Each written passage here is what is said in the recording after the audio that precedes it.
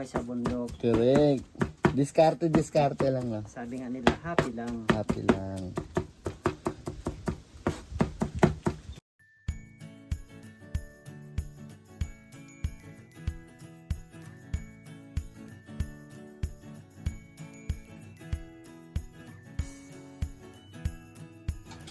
Ito yung way para makatipid ng pagkain sa manok. And guys, pinapakain na ni Kuya yung mga manok niya. Lahi siya ng Rhode Island. Ito naman yung kabir. Kabir yun. Kita mo? Wala kang gagawin kundi mamumulot lang ng itlog. Oh. Yun. Yun. Ano to? Native ba to Kuya? Native. Native. Ulot ka lang ng itlog. Nice. So guys, ang daming mga manok ni Kuya dito. So hapon nagpapakain siya ulit. Ilang beses ka magpakain sa isang araw Kuya? Dalawang beses sa umaga. Anong oras sa umaga? Umaga, sige. Okay, sa umaga 8, tapos sa hapon mga ganitong oras, mga 3 no? Or mas hapon pa. So pinahaluan ni Kuya ng ng nyug, yung tinadtad naming ng papaya. So dito ito yung mga stud. Native la to Kuya no? Native lahat yan. Mga native to na mga ito yung masarap ng lutuin na mga ganito. Kasi malambot-lambot pa to eh. Tapos yun, muna naman tayo sa kulungan number 2.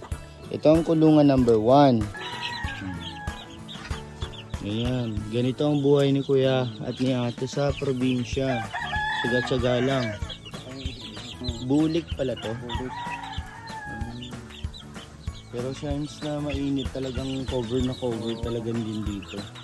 Hindi sila naiinitan. Pero talagang mainit talaga ngayon kaya ganyan. Kaya Oo, talaga. Starter pa rin yung pinapakain mo kaya booster na. booster na. Ayan, booster na. Oh, native. Sila lang.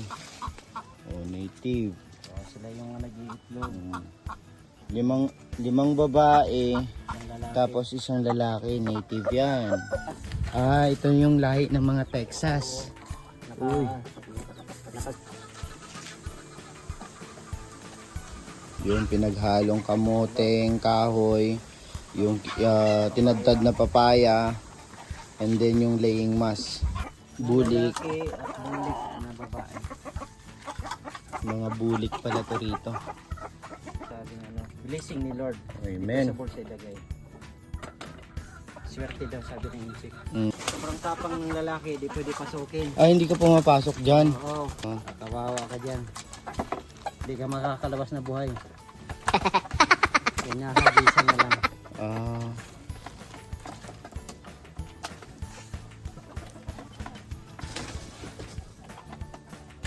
Yun, hinahagisan na lang kasi pumapalo to eh. Papatayin ka kung Yun may itlog din dun diba? Ano to, Texas to? Texas yan. Sa 10 times winner na pala to. Tikos na mga gar. Nakakamay pa mga sadik. Yan, kailangan pantay-pantay ang para mahalo yung ng kamote, nakinudkod ng kamote, tapos may konting papaya na lang.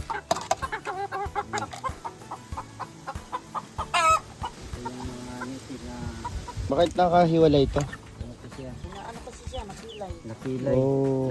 Na injury. Ipasok mo na yung mga busing. Oo.